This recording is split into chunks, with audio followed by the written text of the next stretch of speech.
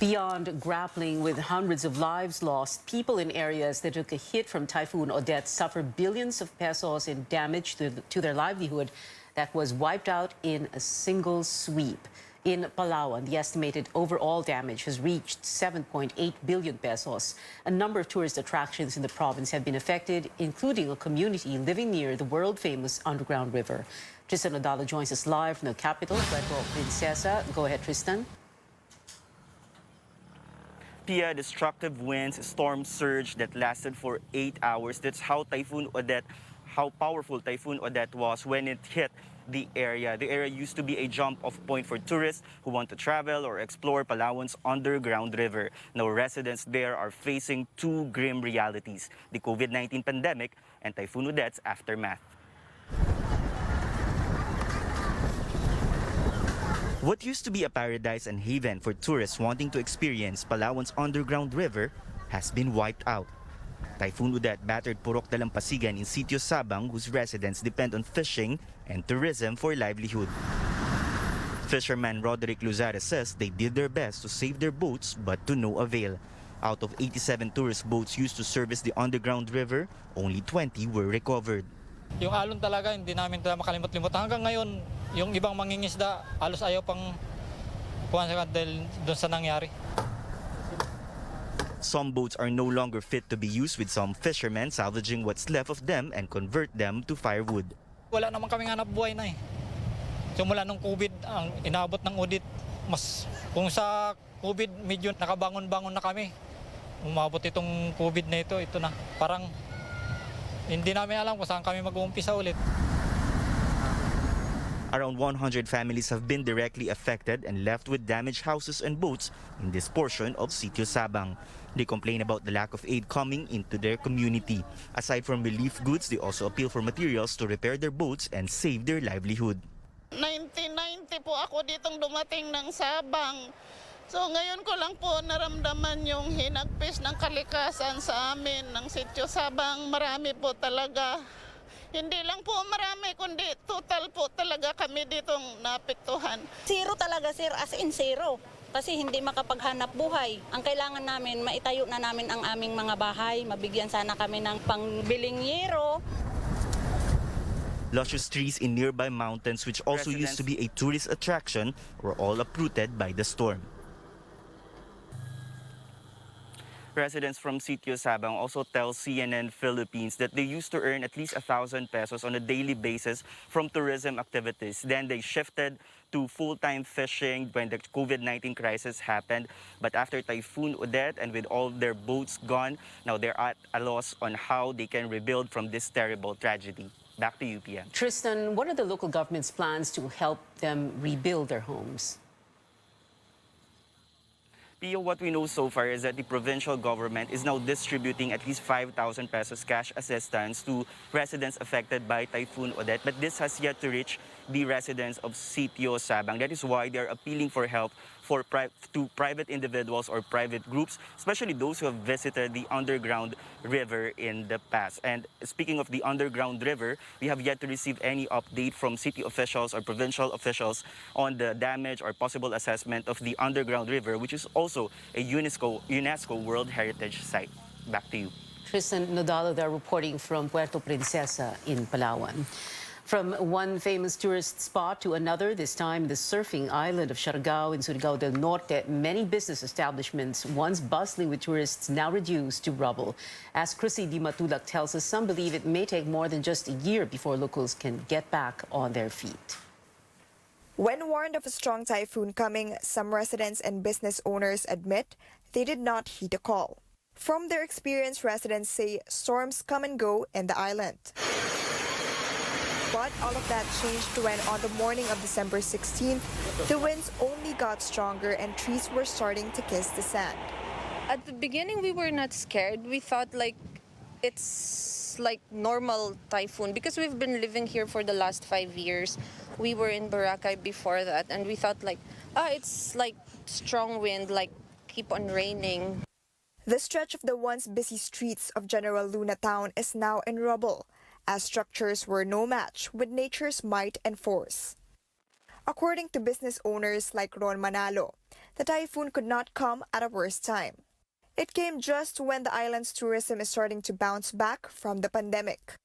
Para siyang two-punch combination, yun, jab tsaka straight. So si pandemic, it's been for a while now. And then ito ngang si Odette. So I think mga a year or so, yun ang tsaka lang makakabalik ang Siargao. Popular tourist destinations are in shambles. This used to be the Cloud9 Boardwalk, known worldwide as a surfing hotspot. Now it is left unrecognizable as it is left in ruins by the typhoon. The podium in Maasin where people would dive and take pictures was shredded to pieces. The surrounding trees have fallen. The famous coconut farm, which looked like a painting when standing from a hill, was left decimated. It will take time for these landmarks to recover, but people say team spirit in the island is so strong it will overcome any trial. I'm very proud of everyone. I know this is a tough time and this was very unexpected. But seeing everyone, coming together and helping each other out, mapa-local man or the foreign locals who are here, nakakataba talaga siya ng puso seeing everyone, helping. With the extent of the damage, it may take years to bring back the joy and vibe of this tropical paradise. People say this experience has taught them to take preventive evacuations more seriously, especially since nature's wrath is proven to be unpredictable. In Siargao Island, Chrissy Di Matulak, CNN Philippines.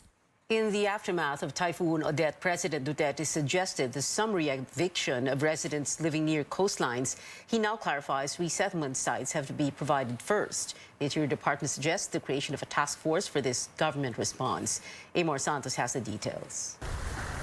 Assessing the aftermath of Typhoon Odette, Interior Secretary Eduardo Año lamented that some residents were not supposed to be in harm's way, while President Duterte offered a rather contentious solution. Yung pong batas dapat 40 meters eastment from the shoreline, wala po talagang dapat nakatira dyan. Lesson natin yan sa Yolanda. Summary eviction. A maritime law expert says it's not that simple.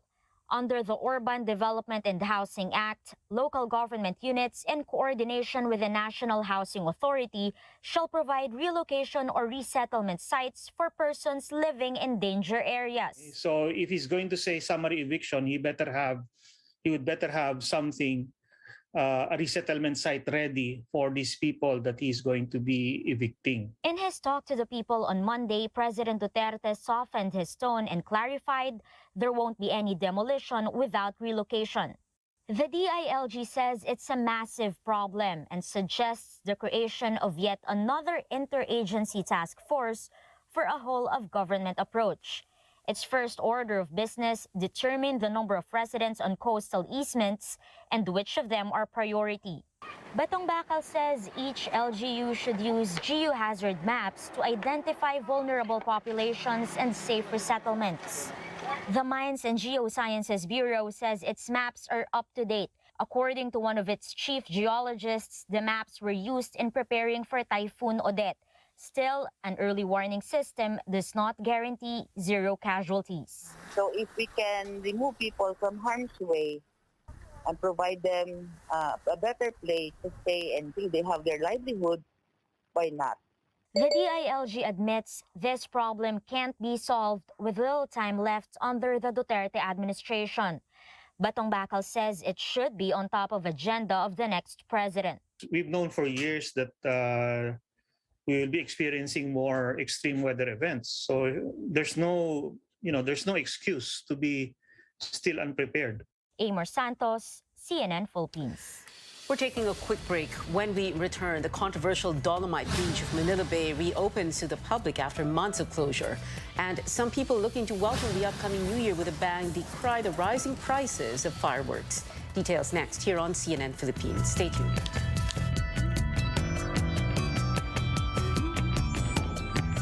Welcome to our world, where we empower our customers to determine their personal path to financial success.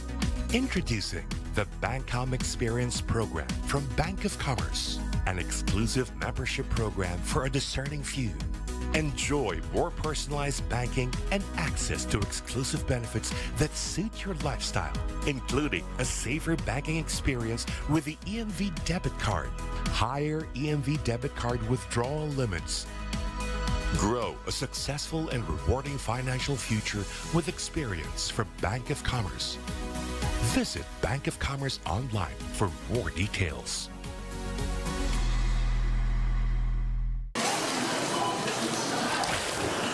Make a splash at mealtime with Pure Foods Seafood Delights. 100% real seafood goodness. Ready to serve in minutes. Pure Foods Seafood Delights. Eat so easy.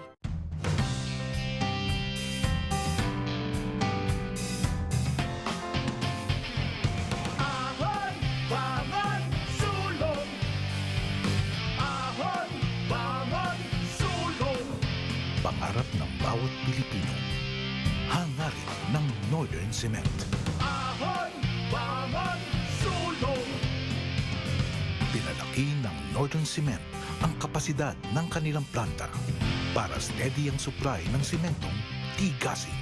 Northern Cement Max Plus, Supreme at Max Pro. Ahon, bangon, sulong. Sa pagbangon ng mga Pilipino, saludo ako sa mga taong patuloy na humaharap sa hamon ng pagbabago. Bilang isang ina, handa akong gawin ang lahat para sa kaligtasan ng aking mga anak. Pandemya man, tuloy pa rin ang serbisyo para malinis ang kapaligiran. Serbisyong publiko para sa kaligtasan ng lahat. Sa panahon ng krisis, ikaw, ako, magtulungan tayo. Saludo ako sa Pilipino.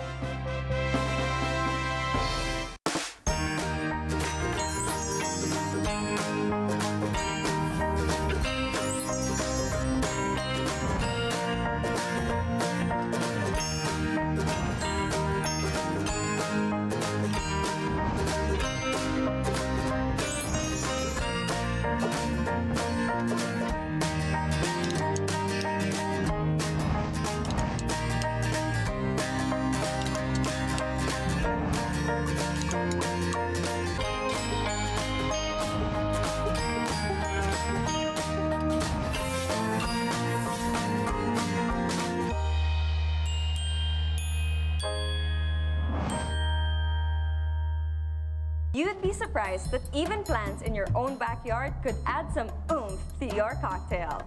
I have here some fresh rosemary to give a spin on our classic Negroni, or as we'll call it, home garden mix. For this cocktail, you'll need, and for the tools, I'll cut a piece of my rosemary, then I'm going to torch it and trap it into my glass. Set it aside to let it smoke while we mix our drink. Get your mixing glass and combine all of your ingredients. Then we add our ice and then we'll stir for about 30 seconds. Now we're going to grab our glass and add fresh ice, strain and pour your cocktail. Garnish this with a fresh sprig of rosemary. And there we have our home garden mix made with GSM Premium Gin. Amid the darkness, look on the bright side. Olympic gold medalist Heidelin Diaz is not only great at lifting weights, she also leads everyone in getting into the Christmas spirit of gift giving. Hundreds of families in the communities of St. Joseph Chapel Community in Batasan, Quezon City, and Pagray Kogyo Urban Poor Community in Antipolo City received Pure Foods Noche Buena gift packs. All thanks to Heidelin and Pure Foods Golden Hearts. Ngayon, medyo mahirap ang sitwasyon ng Pilipinas at kailangan tayo magkaisa sa pagbibigay ng Noche Buena. Sana po nagustuhan niyo po ang munting regalo namin ng Pure Foods. Para sa Pure Foods family, thank you so much po for doing this initiative. Nagbibigay po ito ng source of happiness and inspiration and hope sa bawat Pilipino. This is just one of the ways Heidelin gives back this Christmas season. She believes that everyone deserves to celebrate with their loved ones over the delicious meals and treats we grew up sharing together. Nagpapasalamat po kami kasi po kami po yung napili nyo na pagbigyan po ng tulong. Simula pa noon, ngayon lang ako nakatanggap ng ganito karami. Kaya maraming Maraming salamat po. Hindi namin inaasahan to, kaya nagpapasalamat sa mga sponsor na nagbigay sa amin. Lalo na sa inyo, Miss Aidelin. Masaya rin ako dahil para sa mga anak ko, natutuwa sila. Christmas is definitely brighter this year dahil buo ang Pasko sa Paskong Pure Foods. I'm Sam Sidwani, CNN Philippines.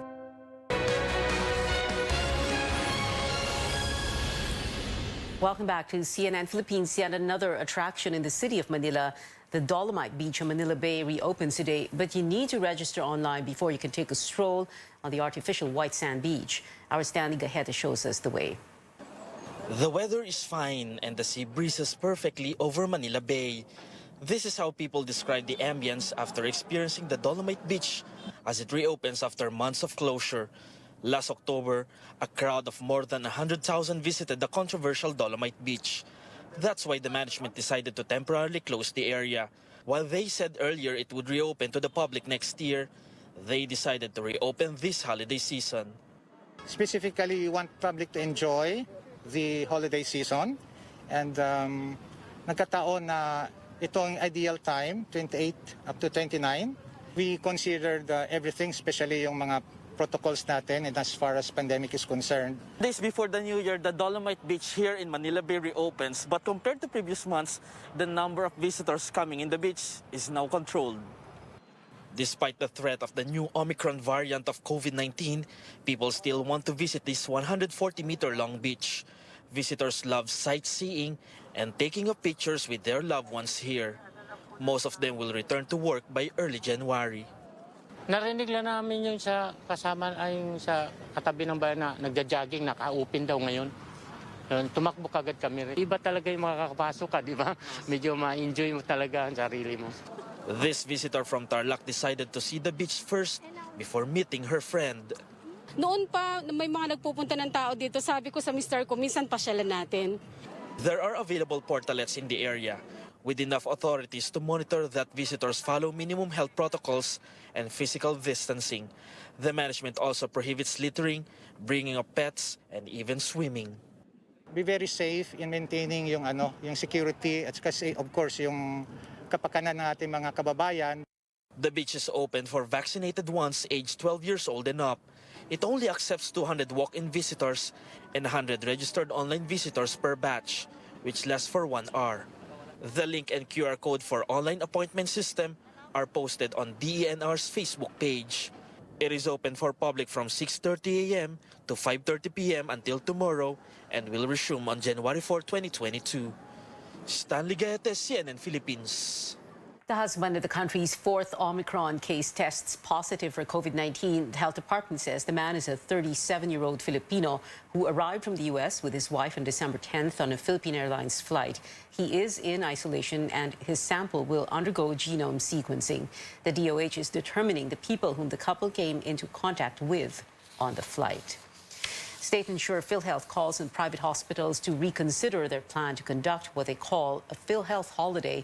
The Private Hospitals Association of the Philippines earlier urged its members to temporarily stop accepting PhilHealth claims between January 1st to 5th of next year. The group says the move is to show support for hospitals that have decided to cut ties with PhilHealth over unpaid claims. But PhilHealth says it is people who will suffer the consequences. The state health insurer adds hospitals that are supposedly planning to disengage have not submitted official documents. The insurer also maintains it is working to fast-track its settlement of claims. Stayed straight ahead on Newsnight. Filipinos heading to Bocaue, Bulacan, known as the fireworks capital of the country ahead of the new year. But buyers are disappointed with the increase in prices. More after the break.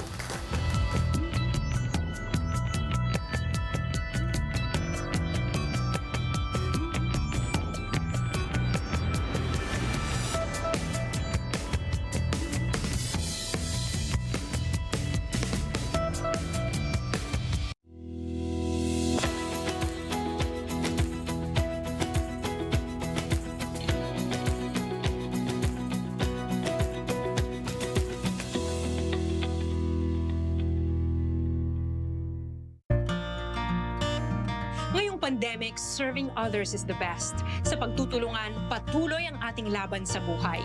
Kaya dapat always healthy. with proper diet, exercise, and MX3 coffee mix to ignite my day. Hi guys! Lagi akong focused, active, at extraordinary. Because the most important things in life deserve nothing less.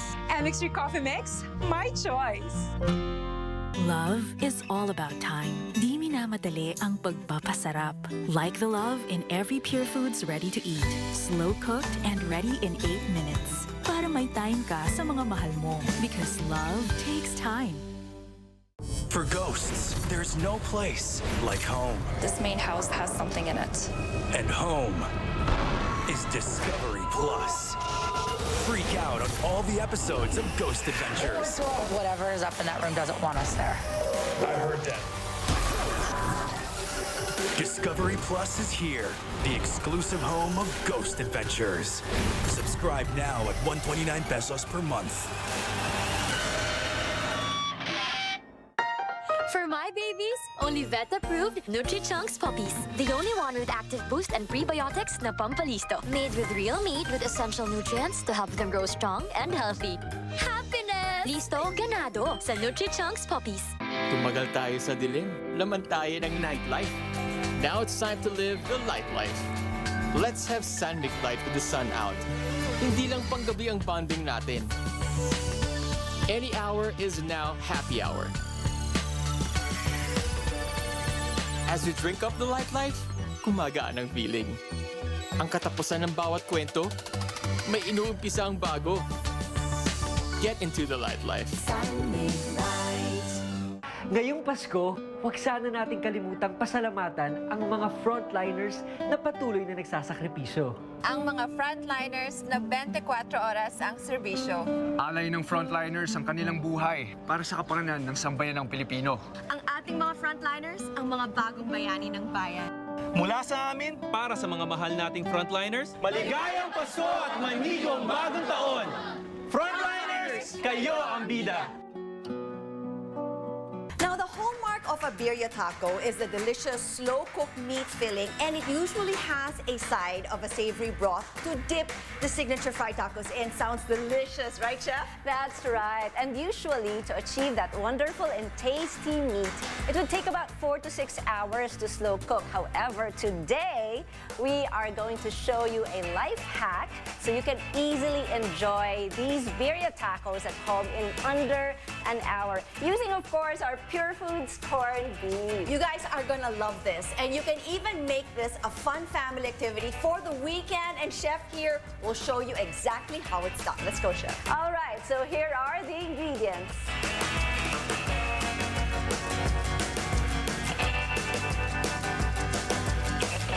Now let's prepare first the filling and its sauce. Heat oil in a pan and then saute garlic and onions until onions are tender. Add tomato paste and continue to saute. Add the corned beef and spices and continue sauteing for about a minute. Add crushed tomatoes, water, and simmer for 10 minutes over low heat, stirring occasionally. Add soy sauce and sugar. Then lastly, add the cilantro. Now strain to separate the corned beef filling from the dipping sauce. To make the tacos, mix all the ingredients until smooth and knead for about 15 minutes. Divide the dough into 15 small balls and rest this for about 30 minutes. Now roll out each ball into 6-inch diameter pieces. Meanwhile, heat the pan on high and then cook each taco for about 30 seconds on each side. Now to assemble, place every 2 tablespoons of corned beef filling on each taco and then garnish with extra cilantro. Now serve this with its sauce and lime wedges. And now for my favorite part, the taste test. Okay, I want to try this. So how do I do this, Chef? Gotta get the sauce. Yes. Gotta get all the sauce. Lots of the sauce.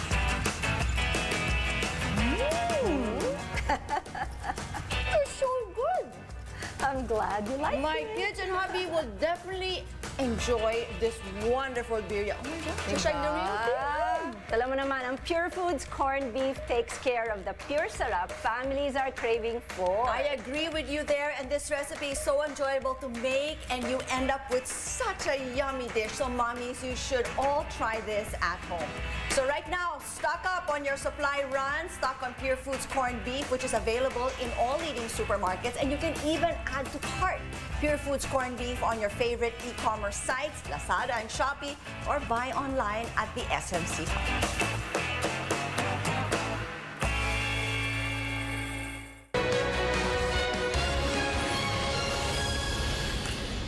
Welcome back. We are now counting down to 2022, and this early, revelers are starting to ring in the new year with a bang, literally. More people traveling to Bocaue in Bulacan to stock up on fireworks. As our Rex Media reports, prices are already going up. Bobby Yulo came all the way from Makati City, braving Bocaue, Bulacan's heavy traffic, just to buy some fireworks for his family's New Year celebration. Tradisyon na yung pagka medyo kahit paano may pailaw ka sa salubong ng New Year. He noticed, however, he's now getting less from his money's worth compared to previous years. Dating 10,000, marami nang nabibili yun. Ngayon, 14,000 na yan lang.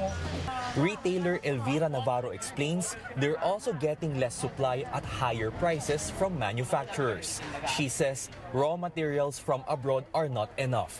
They have no choice but to also jack up their prices. Dapat may tubo ka kahit papano. Kasi siyempre may inupahan ka, may tao ka. Elvira says they're missing the opportunity now that more people are buying fireworks after last year's muted revelry. Lungkot nung nakarang year. Ngayon, medyo okay na. Okay. Malaya na. Authorities, meanwhile, are seeing another challenge, the presence of uncertified fireworks. During their inspection in Bocaue, 6 stalls were caught selling uncertified fireworks products. They sealed and confiscated the items. The retailers and manufacturers also have to explain to the DTI. It could be that it was manufactured by a manufacturer that does not have a license. Or even if the manufacturer has a license, that product, which we have confiscated, sealed and confiscated, is not included in the license. If you're buying some fireworks, make sure there's a PS mark or the Philippine Standard Quality and Safety mark. This is important to make sure the product you're getting is safe and legal. Trade Department officials also monitored groceries to check prices of medianoche items. She says pasta, mayonnaise, cheese, among others, are still within their suggested retail prices. They notice, however, that there's almost no supply of ham and queso de bola in this supermarket in Caloocan City. Officials say this might mean retailers are not expecting this much demand from consumers, a sign that more people want to move on from the pandemic and celebrate the coming year. Rex Remitio, CNN Philippines. And before we go, the Cape Crusader is back in this new trailer for The Batman starring Robert Pattinson. Fans of Catwoman bound to get excited too. The new teaser highlights Batman's relationship with Selena Kyle, played by Zoe Kravitz. We also catch a glimpse of the Riddler and his cryptic messages. Take a look. It can be cruel, poetic, or blind. But when it's denied, it's through violence you may find justice. The answer's justice. Come on, vengeance. Let's get into some trouble.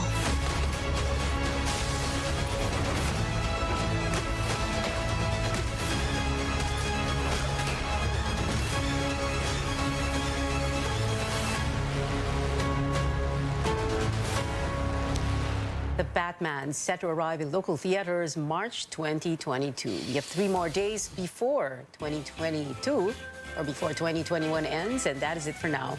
Join me again on News.ph at 7 p.m. I'm Pia Hontiveros for Newsnight, where we go above and beyond the headlines.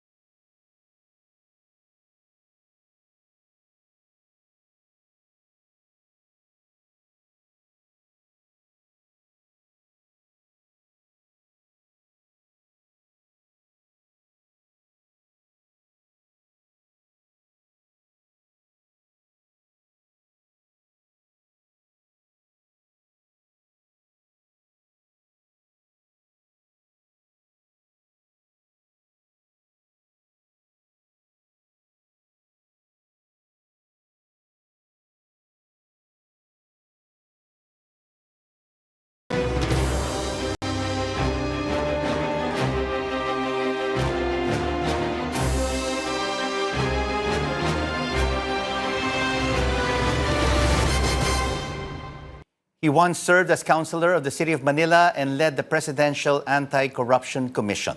He ran for senator in 2013 and 2016 but lost. Now, Greco Belgica is having a third shot at it. Joining us live for an up-close conversation, senatorial aspirant Greco Belgica. Greco, thank you so much for joining us. Your father was the PDDS party's original presidential candidate, substituted by Senator Bongo, and now has withdrawn from the race. Are you disappointed that Senator Go is no longer running for president? Well, the announcement, of course, surprised us. It was not part of, although we were expecting something, a decision, we were expecting it to be to turn the other way around. However, things happen as it is, and we as a party are set to sit down, talk about it, together with our principals, our leaders, President Duterte and Senator Bongo, to determine the next steps for our party. Dahil, Senator Bongo, saying that he will be withdrawing, will affect, of course, the campaign. So we have to, we have to determine our next steps. So what is the next step? Who will the PDDS now support and endorse for president? Yeah, that's exactly the main agenda of the meeting. So I rushed back to Manila. I was at the north organizing our party. But then because of these things that happened, we have to come back and sit down and seek audience and a meeting with President Duterte and Senator Bongo, anytime soon. So, yeah, the party has to... Greco? Oh, I'm sorry. I mean, the party has to talk about it as a party. Okay. So will PDDS endorse the candidate that President Duterte and Senator Bongo will endorse, or could PDDS go its own route, could endorse another candidate? No, definitely not. The PDDS is the President and Senator Bongo's party. It was organized to pursue the aspirations of the President, right, even after his term has end. So, of course, yung sasabihin niya po ay maging importante sa tatahakin ng PDDS, who is still supporting and is still giving his 100% support to the President and Senator Bongo. All right, Greco, let's take a look at your mandate in government over the past few years. As former Presidential Anti-Corruption Commission Chair, how many government officials have been relieved of their duties and cases filed against them due to corruption? Cases have been filed. 154 cases has been filed against high-ranking government officials. Over 1,000 cases has been investigated, and 30,000 reports and complaints has been acted upon by the PACC. The PACC has only jurisdiction over presidential appointees. When reports against corruption extends up to the barangay and elected officials. So that made it very, very difficult for us to act. Act on most cases, especially those that did not belong to our jurisdiction. We had to endorse this and seek support from other agencies. And these are one of the major reforms that we would like to bring into the Senate, is to expand jurisdiction, give more power, propose anti-corruption police force that will strengthen the anti-corruption campaign of the president or of the country. The PACC has only very limited power because its power only stemmed from the powers of the president. Right. So, but just the same, all this work and the anti-corruption campaign that was led by the president, implemented by the PACC, produced fear in the hearts of all government officials, whether it is appointed or elected within our jurisdiction or not, to get into corruption. There is still corruption, don't get me wrong. However, it is not as bad as it was before. Yeah. Kung baga ko ngayon, tagong-tago. But of course, the president is the most powerful person in the country. So you also have extra powers to basically put people behind bars, Greco. And when we posted on social media that you were our guest, there were comments that you were just a small fry catcher and the PACC's initiatives are just lip service, all just talk and no action. What do you have to say to this? Well, those are not true dahil records will bear for us, you know. Ang mga inimbestigahan po namin are not small fry. They were secretaries, undersecretaries, assistant secretaries. Those people that the president would read would mostly be PACC results. Hindi namin kayang magpakulong dahil hindi po kami korte. We are authorized to recommend to the president and endorse or file cases with the ombudsman after we have investigated the case. Yun po ang pinakamalaking problema dito sa justice system natin. Pagkatapos naming imbestigahan, ipapasa namin sa ombudsman para imbestigahan ulit yung imbestigahan na namin. Tapos ipapasa na naman nila sa sandigan para imbestigahan ulit yung imbestigahan namin dalawa. Dapat po ang mga opisina kagaya namin ay magkaroon ng kapangyarihan, pakulong na yung mga naimbestigahan na po namin. At apat po ang opisina namin ay magkaroon ng opisina sa lahat ng ahensya ng gobyerno hanggang sa barangay at LGU, kagaya po ng inilatag namin nung I was PACC chairman, nalalagyan ko po ng anti-corruption committees ng lahat po ng offices sa gobyerno. So Greco, how do you plan to change this if you become senator? Because you've recommended all of these corrupt officials, no? And you've passed it on to the ombudsman. But we haven't really seen any big fish behind bars. What will you do if you were senator to change this system? You can do it through law, no po. Nakaset up po pong structure dyan, like the Office of the Ombudsman. So through the Senate, then you can propose laws and strengthen offices like the PACC. We have jailed through entrapment, working together with the NBI and the Philippine National Police, 24 government officials. Po, if we had the power to jail everyone, then lahat po na-imbestigahan namin, nakulong po yan. And you can ask po ang mga Bureau of Customs, BIR, BI, DPWH, ang dami-daming proyektong nagawa niyan, build, which is, of course, a result of a serious and strong anti-corruption campaign. The BIR and the Bureau of Customs, marami pa rin pong corruption dyan. Pero it is only this term that they have continually hit their revenue targets every month for over a year because money or revenue is going straight to the to government coffers, no longer in the pockets of corrupt.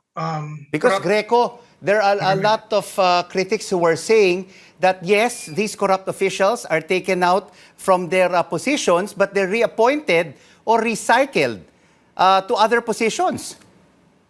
Well, you know, there were officials na ganun po, pero hindi po lahat.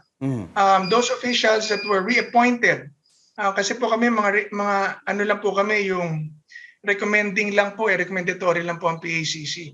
So if our principal does not agree with our findings, yun lang po ang kapangyarihan namin. Pero ito pong mga opisyal na to na sinasabi nila nga na-reappoint, hindi po nawala ang kaso niyan sa amin at naisampa po namin sa Office of the Ombudsman yan. If we believe na sa amin may kaso sila like Secretary Duque, Secretary La Peña, sasabi lang nire-recycle. Pero as far as we were concerned, we gave our report, we gave our recommendation, and then it was forwarded to the Ombudsman for, the case has been filed. And yun lang po ang limit talaga ng kapangyarihan namin. We want to do more. Yun nga, sabi namin, nag-uusap kami ng Pangulo, sabi ko, boss, kulang talaga ang kapangyarihan. Kung if we just had the power to send these guys to jail, they'd be all in jail right now.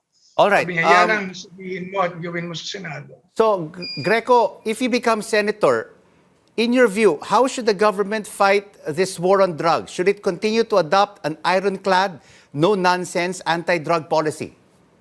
Definitely, sir. That's the way to go. And in the proper implementation of RA 9164 or 9165 or the anti-drug abuse, setting up the anti-drug abuse councils down to the barangay anti-drug abuse council and the anti-drug board of the local governments will strengthen the fight against corruption. Against drugs. Dalawa po kasi yan, yung suppression, yung nakikita nating tukhang, at yung intervention ito po yung organizing the communities to come together and fight corruption, conducting your anti-drug campaign and strengthening and empowering the families, the local governments, the barangay to monitor and operate anti-corruption, anti-drugs operations po, both suppressive and interventive. But Greco, a lot of the people have been caught for drugs, whether users or sellers, suppliers, have been basically, our kababayans in the marginalized part of society. If you are a senator, will you also push for the drug users and the drug suppliers who belong to the upper echelons of society? Lahat po, sir. The law does not distinguish between rich and poor, male and female. Pag sinabi po kasi nila mas marami na uhuli for drugs na maliliit, ganun din po ang corruption eh. Bakit mas marami na dadampot at na nahuhuling maliit? Because we do not distinguish between high ranking or low ranking. If you get into corruption, then we catch you. Get into drugs, then we catch you. The thing is, mas marami po talaga mga kababayan natin ang physically na mahihirap, physically umahawak ng droga at nagtatransact rather than the big bosses and the thugs that transact drugs or get into corruption without actually holding money. So what will you do, Greco, to find out if these rich people are holding the drugs? Because like what you said, ang nakikita lang ng pulis, ang humahawak ng droga are our poor kababayans. How will you try to find out that the rich are also holding drugs or are using drugs? We have to cure the law, These rich people use money to transact drugs and also to corrupt. And our laws and the equipments of the Philippine National Police, offices like us, does not have the power and the authority and the equipments, to follow the money. That's what I'm saying. You want to know who's into drugs? You follow the money, but then restricted po ang ating batas. So we have to cure that law for people and for people who gets involved in drugs, who gets involved in corruption. That law should not apply to them. Ito pong yung mga bank secrecy laws should not apply to them because they're a threat to national security. They're criminals. And of people use drugs because they don't have jobs, Greco. And right now, more than 4.5 million of our kababayans do not have jobs, have lost their jobs because of the pandemic. And how will you try to jumpstart the economy and create jobs through legislation if you become senator? Thank you, sir. We really need to address job creation and development and bring up the economy. There are many ways. We have to cure economic and trade policies. We have to strengthen the fight against corruption and red tape because when red tape and corruption goes down, business and development goes up, projects goes up, more services go up, more businesses come in. Number two, when I was in Berkeley I was studying in Berkeley, the Venture Capital Fund was a very famous system in the United States that put in money for businesses to invest in entrepreneurship, to invest in medium and small medium businesses. We can bring that here if we can simplify and consolidate and digitize, properly implement the ARTA law, strengthen the ARTA law, strengthen the anti-corruption fight. These businesses and these funds will be available para po bumalik ang negosyo, bumalik ang trabaho ng tao. And thirdly, we have to work on our taxes. I've been talking about this from 2013. The 10% flat tax will lower down tax rate and simplify it, bring more revenue for people and more revenue for government. So these are some of the economic and trade policies that I wish, if God allows, took me to bring to the Senate. All right, Greco, we will have to take the short break and we will continue this up-close conversation with you.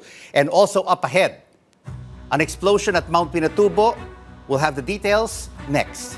And President Duterte commemorates Bonifacio Day for the second and last time in his 6-year term. Keep it right here on CNN Philippines. News you can use, news you can trust.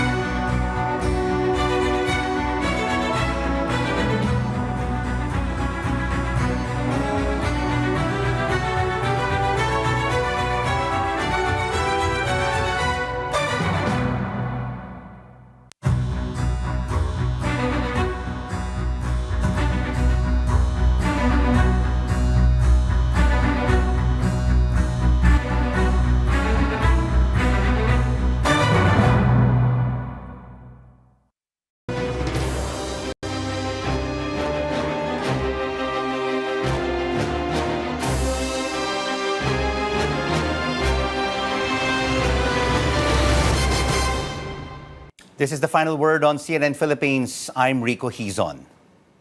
Still with us tonight for an up-close conversation, senatorial aspirant Greco Belhica. Greco, for this particular portion, you'll only have to answer me with a yes or a no. No explanations.